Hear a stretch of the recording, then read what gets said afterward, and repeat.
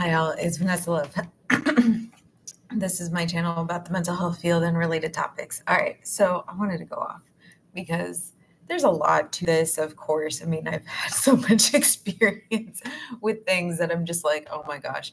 I mean, I also think that it's one of those things where it's like, the more that people have let you down throughout your life, the more that you're like, oh yeah, adults don't adult very well of any kind, do they? You get to adulthood and go, I didn't know it was this bad. Anyway, okay, so therapists. I think that everyone likes to think that like therapists are just like really intelligent. They must know what they're doing all the time. They must know everything.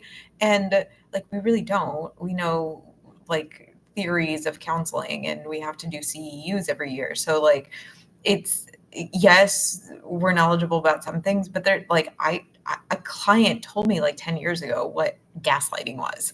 So and the whole story too. So it was like really interesting because like I know some of my clients have been like, no, but don't you know so much? Like, didn't you learn about like the dark triad? And I'm like, that's pop psychology. That's not actually like what they teach us in grad school. Like, they teach us how to do assessments. They don't even teach us how to like do like insurance paperwork. You learn that once you get into private practice, if you get into private practice.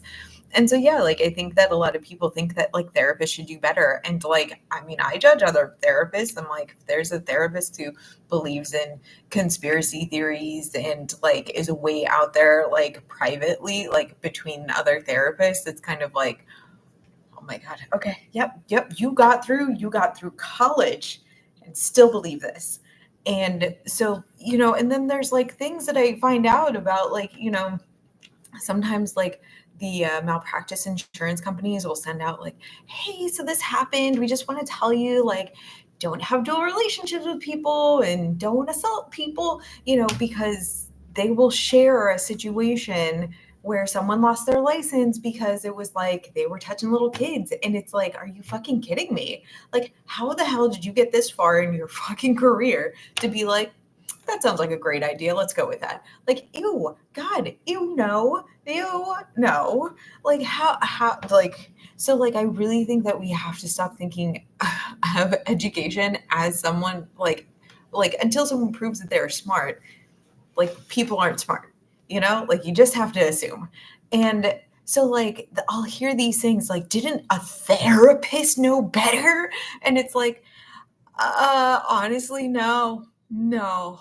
Seeing how bad some therapists took, like, I mean, in general, like some therapists will be like really mean about their clients who are in poverty. They'll be mean about clients, about vaccinations, about like a whole bunch of other stuff too, And like, it's really interesting sometimes because like someone was sharing about like a difficult case they had and it was nothing. And I was like, I actually don't understand why you were like upset at this person. It was like the therapist didn't like that their client was like making decisions I guess in a way that they didn't agree with, and so it was like this countertransference thing, and I was like, I really don't get it. Like, I don't get it. Like, clients frustrate me sometimes, but it's like very understandable where I'm coming from and where we're having a disagreement. Which, like, I mean, I shouldn't be disagreeing with my clients, but like sometimes it's kind of like, yeah, I kind of really wish, and I'm going to heavily encourage you to do this thing, and they'll be like, I don't want to. And I'll be like, great. Okay, that's fine. Let's talk about it. What more? What do you want? That type of stuff. Like, I just don't, I don't know. I don't understand sometimes. I mean, I also have to always be like, hey, so I'm going to say some things, but just remember, these are friends, not clients, when I tell stories, because sometimes I'm like, oh my God, there's going to be some client out there who's going to be like, this fucking therapist bitch, she was judging all of her friends for things that she shouldn't have been judging them for. And it's like, people, first of all, I'm a therapist only in the office. I'm not a therapist outside the office because like I have to turn off the inner therapist because if I start being like, did that person just say that they're so depressed they don't know if they want to live tomorrow? Like I can't do that in public. I'm not getting involved with someone who's not having a therapy session who's talking to their best friend at the next table. I do not need to be involved. I never have needed to be involved. This is not the time to have therapy, you know? And I'm sure some people will hear that and be like, but you should. And it's like, listen, the guidelines are very clear. If that was said during a therapy session, absolutely. If that is said within earshot of a therapist, not my problem. Like, and I'm sure there's therapists who are definitely going to like debate me on that, but I'm just like, I don't want to be a therapist all the time. I do not need to be involved in other people's stuff. And like, what if I misheard? What if like something else was going on, something, you know? So, I mean, I have a plethora, so many stories of therapists doing bad. And like, at first I wanted to be like, oh, like most of my colleagues who are actually practicing, who I've met as people who are, in Connecticut, in New York, in New Jersey, who are practicing are lovely, wonderful people. They're great. I like referring to them. I like them as people. There was one therapist that I just kind of didn't like. I mean, there's been a couple of therapists that I've just kind of just not liked, but like, it's nothing that I'm like, oh, that bitch. I'm like, oh yeah, one of them kind of said one time that like you should guilt people. And I was like, that's not my stance ever. Like, I don't guilt people. And then, because it was something like I said something like, I don't feel like I can guilt someone for like not being able to get to their appointment. And the other therapist was like, absolutely you should. And I was like, ooh, if we were in supervision, this would be fine to discuss, but we're not at that level. We're just colleagues talking.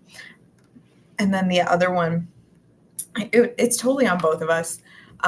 We were supposed to hang out. I was supposed to go and see her, just figure out some things, like, meet people in the area. We're in the same field. We should know each other. And she switched the day. And when I went to go confirm, like, oh, we're meeting on Tuesday, I have time on Tuesday, I realized she had switched it to Thursday. And I was like, fuck, I don't have that open. And she was like, I've cleared my schedule for you twice to come and see me. I'm out. Like, I'm not going to clear my schedule again. You can come by when I have like my lunch period. That's it. And like, I just felt that those boundaries are too rigid, especially when you're a therapist. But like, she's allowed to do that. She is. I caught it early. She didn't have to be that way. Like it just was a whole thing where it's like, and when I talk about it, sometimes other therapists are like, yeah, but that's also on you. And I'm like, I didn't know that she changed the day. I could meet on Tuesdays during that time period. I could never meet on Thursdays. And I knew that. Had I noticed that little change, I would have immediately said, no, absolutely not. I cannot do that day. And then, yeah, it was just a whole thing. There was a therapist who was in my ex's family, and it got fucked up. Like everything, like there's things where I'm just like, oh my God, okay. I don't know the ins and outs of that family. I know a couple of things that I can obviously share, but like there's things that I'm like, I don't know what was being taught in the family. All I know is that my ex's grandfather died, and we went up to a state north of Connecticut to visit the house that he built one last time, before like it left the family, because no one could like take care of it. It was always a vacation house. There was like, let's say like 4 siblings, and none of them were really like, yeah, let's go for the taxes up there. Apparently it was very expensive. I don't know. Lots of maintenance. They couldn't, just keep it running. They were just like, we got to get rid of it. It was a beautiful place. I'm sure lots of memories. I guess Grandpa made it himself or whatever. So very cool experience. Going up, I directly asked my boyfriend at the time, your family is Catholic. I'm not Catholic.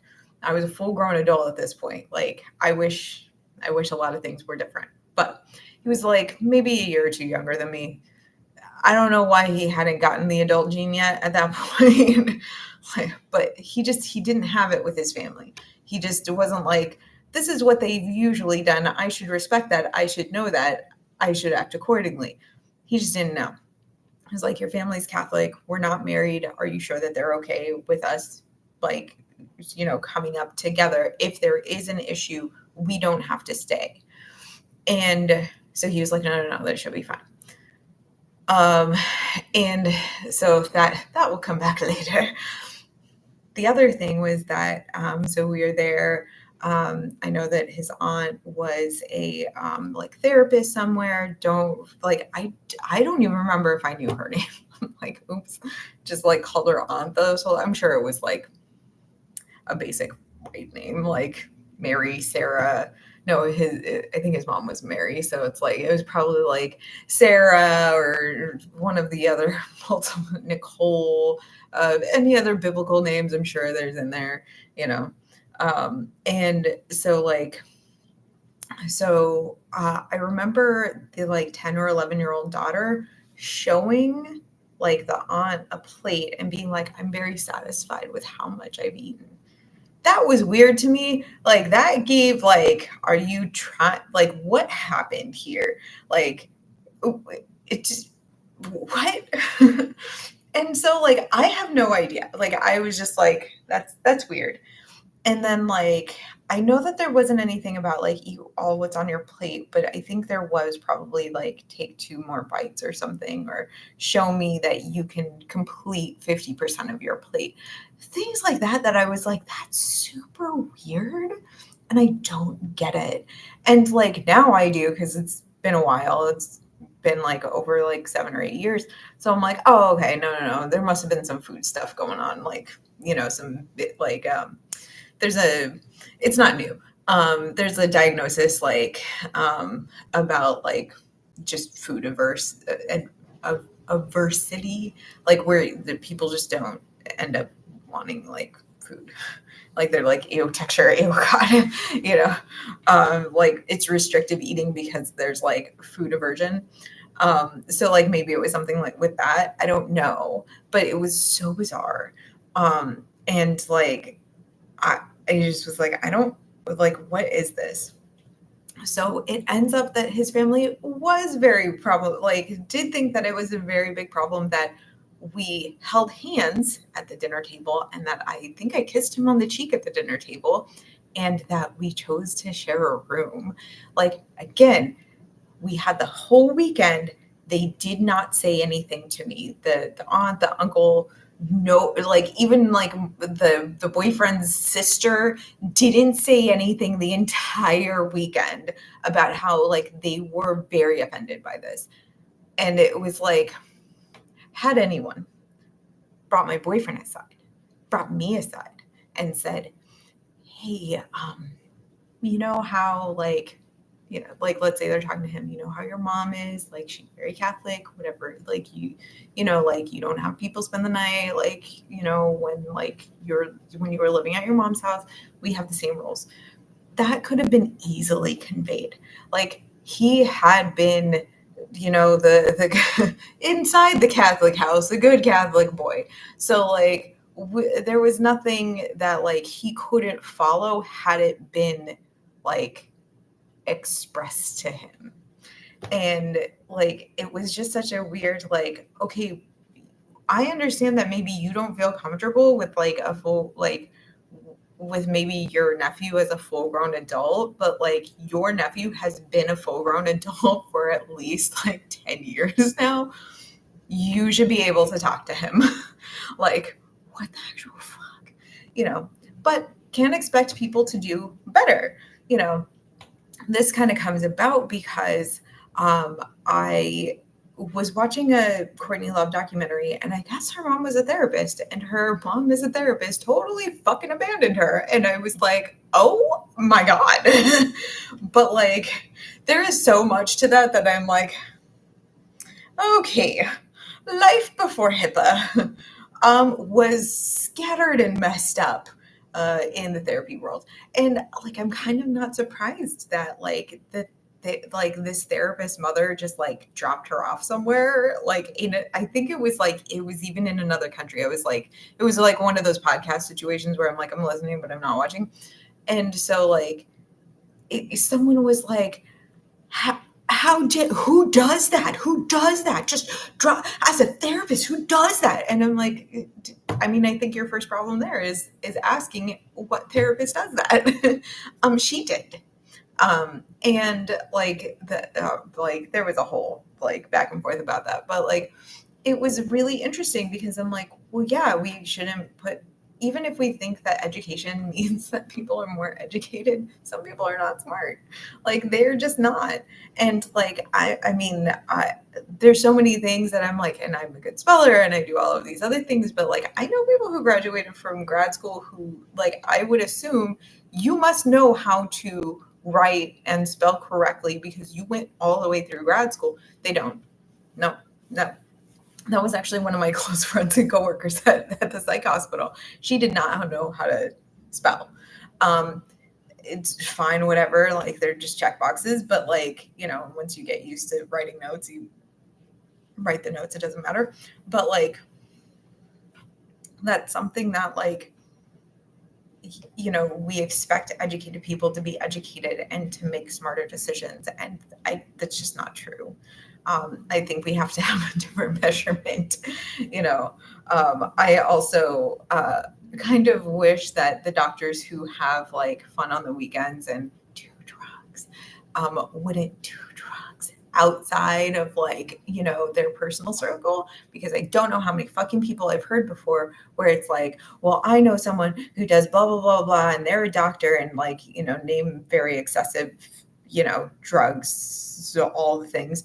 And and they're like, and they have a life and they have a license and they, and I'm like, yeah, and you don't have that same privilege. Like, I don't know what to tell you about, like, don't look up to a doctor who's, doing cocaine and Molly on the weekends. Like, I don't, like, maybe that shouldn't be your threshold that they still practice and that they have a license. They do it on the weekends. They do it when they're not at work. Like, I don't know what to tell, like, yes, my preference would be that people do not fucking do that shit, but like also like, especially if they're doctors, but also like, can we expect people to do any better? I guess not. No. The other thing is adoptive parents. So I really want to emphasize that like they're like, I mean, do I have to emphasize? I guess I should make it very clear. There are clearly people who are in the field of therapy or adoptive parents who are great and wonderful and like have nothing but love, and they just want other people to like, like share the passion of like cool things, and do well and all of that stuff. But when things like, putting someone on a pedestal, expecting they're just going to be, oh my God, the most brilliant person in the room, it does attract a certain amount of people. And if maybe that person is not smart enough to become a doctor, then they become a therapist and they make a lot of money. And, I think that, the people who become like, there are people who are in this field for money, and they do not have any problem doing any fucking dirty-handed shit to get money. And it's amazing to me, like, how many people should probably lose their license and they don't. But like, it's also like, there's a lot of things where I'm like, you thought people would act different. They don't. Go fuck yourself. I don't know. There's just a lot. So adoptive parents. Now, I was thinking of adopting because I'm not going to have kids. And every time I said that I, I'm not going to have my own kids, like I might adopt, everyone would be like, oh my gosh, that is so amazing. Oh my God, you're going to be such. I decided not to adopt because a lot of reasons, nothing to go into, but like, it's just not one of those things that is going to happen for me.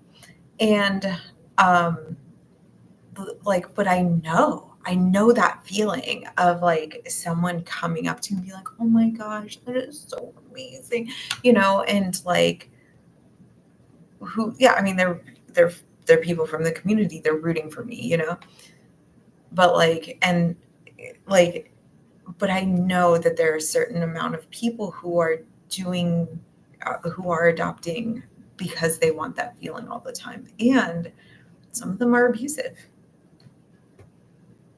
Like, if there's a chance that any regular parent who has a kid can be abusive, as we know that they can, adoptive parents, and you're probably like, but they went through so much to even get a kid. Like, I mean, people go through the whole thing of, of having a kid, and then, like, being biological parents and still, fuck that up. So, like, did you expect that there would be difference with someone who has to spend more money and more time having a kid, adopting a kid?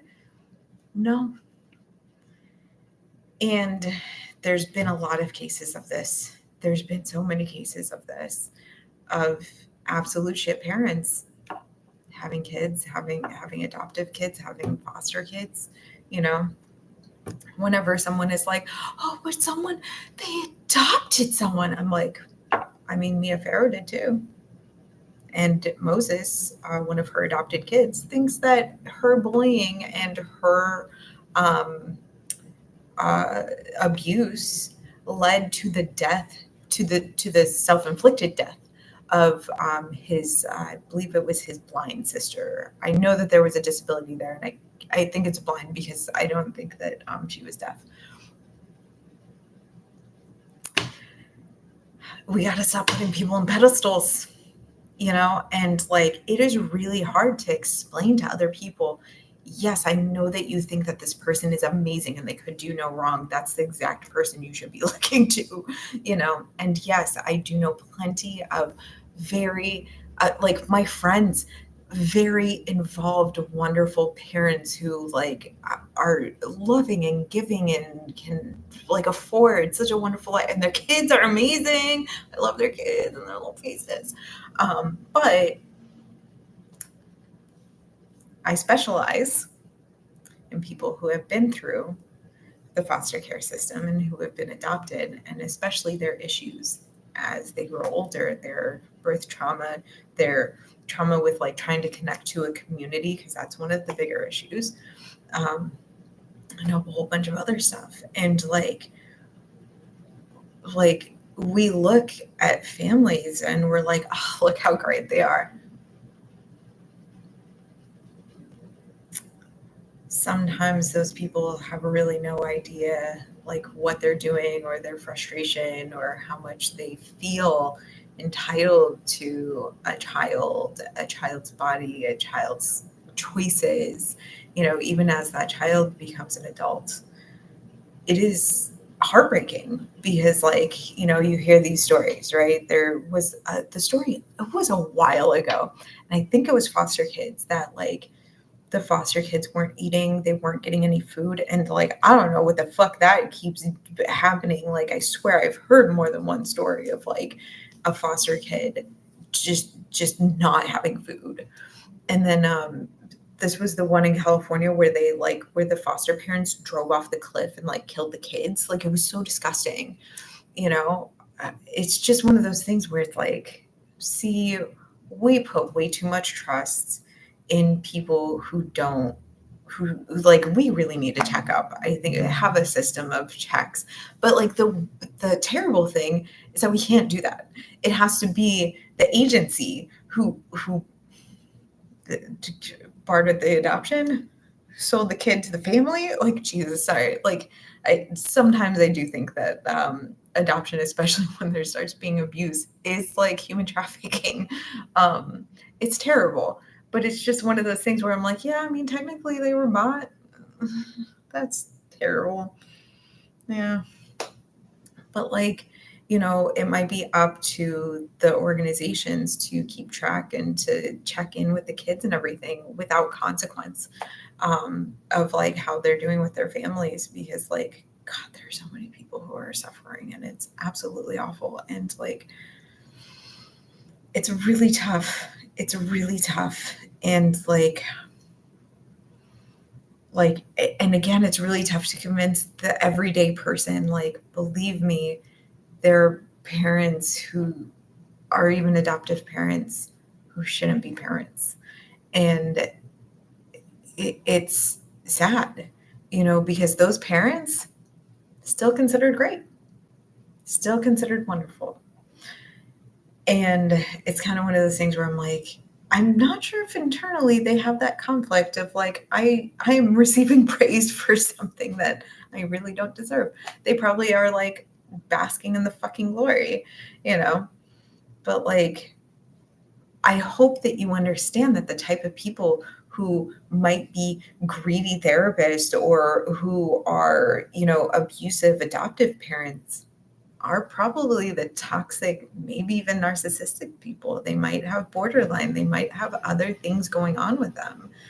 And like, we really have to like look out and just be like, oh wow, no, this isn't right.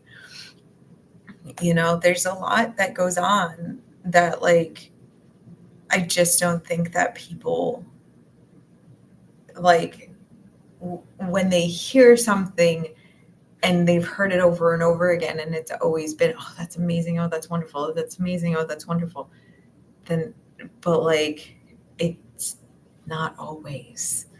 And like, to have like, Moses Pharaoh does tell his story, and like, I think there's still people who are probably, he's an adult, he's a therapist in Connecticut.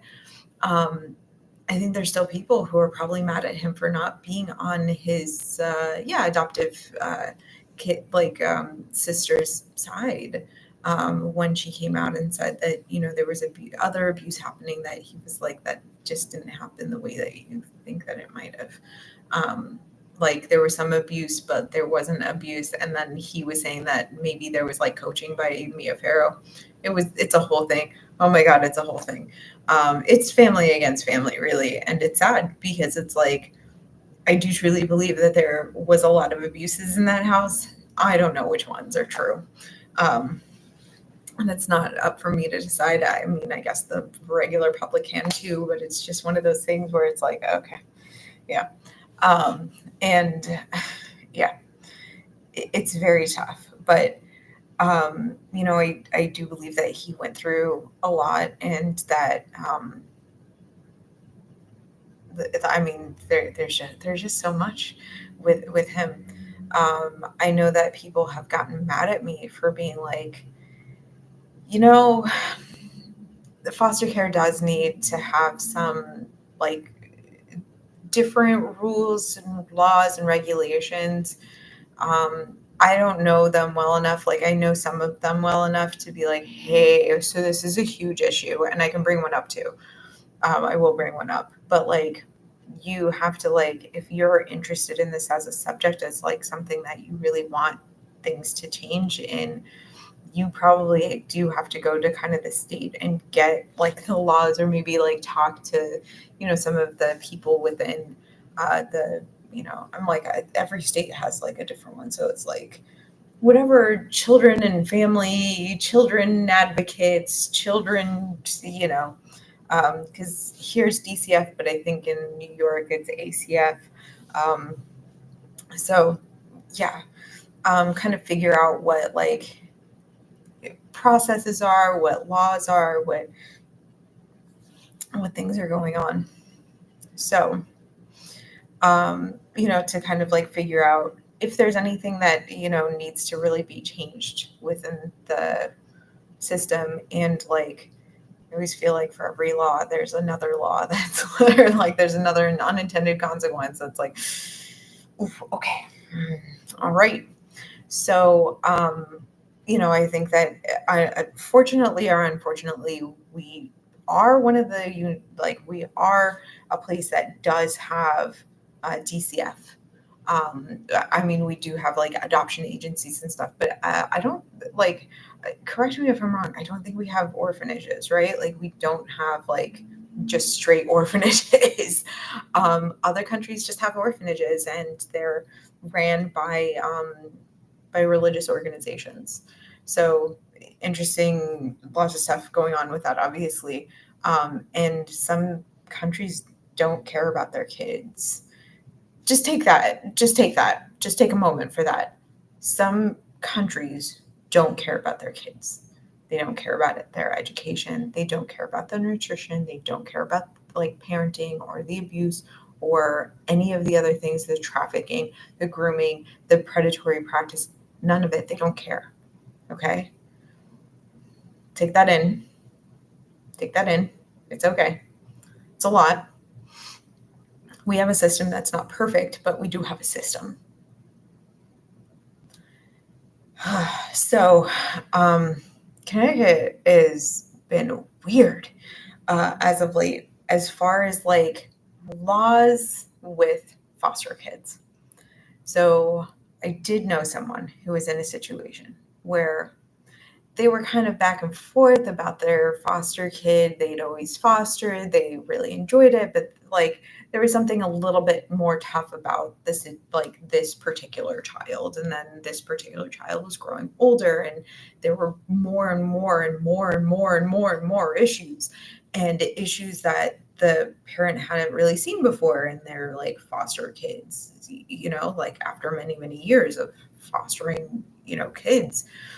And so it was like, oh no. And DCF had, I guess, passed a law, passed a rule, passed some legislation, something that was like within a year, the foster parent has to decide whether or not they're going to adopt. And they like, okay, so again, this foster parent had this foster kid, had this kid for a long time, like let's say like at that point, like 6 years, right? Like then, like after DCF passed that law, and I mean, I know why they did it. It's because they want to make it look really good to the outside. So we have a foster care system, but like we have a blah, blah, blah, blah, blah. Let's say it's like a 50% adoption rate after the first year. And maybe they wanted to bounce that up, to increase that, make them look really good. Be like, oh, we either do reunification or we have adoption within the year, within the year of placement. I'm sure that looks great. I'm sure that makes it seem like, oh, this kid, oh, they get a family. Are they checking up on that after this whole thing that I just talked about? So, and like, can DCF still dictate after you like adopt, like, or after you have your parental rights back? Like, literally asking for a friend. But like, okay. So yeah, after that law was, put into place and everything, and this is starting to, kind of come up, this parent was like, I know that I do not have the full resources to continue with this child as they're growing older, as we notice that there's more issues and more and more and more and more issues. And that, like, I kind of fostered hoping that, like, I would continue to have this state behind me, but they start fucking up, and like DCF started fucking up, and I was like, you are participating in like medical neglect. Like, you understand that, right? In this situation, you understand it. You got it. Like, there's a thing going on. But yeah, like, there was medication that just wouldn't be like dispensed, even though it was recommended consistently by every doctor that this person had. But not by DCF. They don't allow that one. Which is like, okay. And this foster child was hospitalized, and DCF just took their time getting kind of, over to check in, to do anything for that child, and then didn't entirely want their foster family to like come in, which, like, if you don't like this foster parent,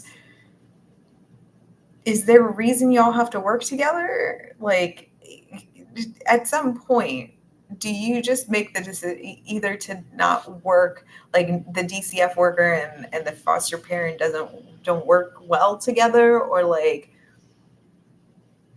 what happens? Like, or do you just like discharge the foster parent after a while? Like the pressure was weird. It was all a very weird case, and like it was sad because like the child suffered, and like this whole situation of like having another placement after so many years with one placement is just, it's heartbreaking because there was a new law passed that, you have to decide within a year whether or not you want to adopt this foster kid because it makes the state look better. And I'm sure if like that succeeds, or if that makes Connecticut look like so much better,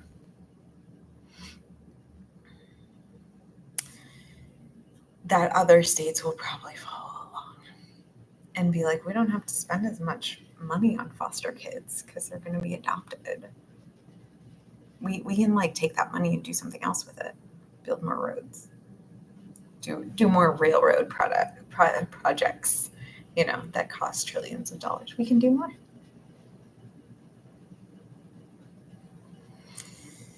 So yeah, there's some shit going on. And again, we really cannot like put therapists and foster parents, adoptive parents, like on a pedestal and just kind of like not question what's going on, because like inevitably it's humans. Like you're going to find someone who is just absolute kind of crap at their job or crap at being a parent. Like you'll meet that person that you're like, God, you're an idiot. And like, I mean, there's still people out there who again are mad at me for being like, other countries don't care about their kids, like that are like, how dare you say that? Show me where it's wrong. Show me where it's wrong. Like, what did I say that was so wrong to you? Like, that wasn't a fact. That wasn't a fact. I can point out things too, because I'm like, oh, actually, there was this it was a memoir. It was about this woman from Brazil who eventually got adopted by a family. I want to say in Holland. I want to say it was Holland. It might have been the Netherlands. And I apologize. I do kind of mix those up. I'm like, it wasn't Norway.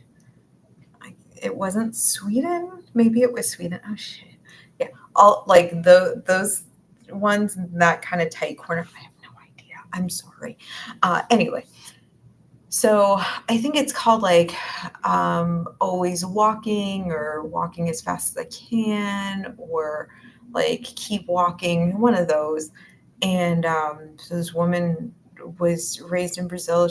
Her mom had some financial problems. She was like found living with her mom in a cave. And she wanted nothing more than to stay with her mom. Her mom kept looking for her. She did reunite with her mom. I'm sorry that I'm ruining the book, but spoilers, I guess, after the fact. You're like, fuck you. Sorry. But she is at an orphanage. And this is after she saw her friend gunned down in front of her in a line of kids who were picked up off the street. And luckily the author hid, but did see basically everyone who she knew from the street killed in front of her. And was in an orphanage for a long time. Her mom knew that she was in that orphanage and kept asking to see her. And the nuns there would be like, we don't know where she is. We don't know what's going on. She was like basically illegally adopted to this couple. The couple didn't know. Like they didn't know that they were getting a kid who was like being illegally adopted. And like, that's what I mean, that other countries don't care about their kids. Line them up and kill them? Like, are you fucking kidding me? Like, who does that? Like, that country did. Brazil did, you know. Oh my God. I hope it was Brazil. It might have been Argentina. But like, yeah, it was such a weird, like, there are plenty of countries who do not care about their kids. They do not care what happens to their kids. You know, just let them run on the street, you know. Romania, unfortunately, very similar. Let them run on the street. You know, who cares about the kids who are on the street in other countries? Who cares about their survival? Who cares where they are, what they're doing? You know, and it could be tragedy too. It could be like, oh, both their parents died and they couldn't stay in, you know, their little hut anymore. Like, what were they doing? They spend all of their time, you know, in Bucharest or whatever. You know, totally sad. Anyway, uh, I hope that was a wealth of information for you, and I will talk with you soon.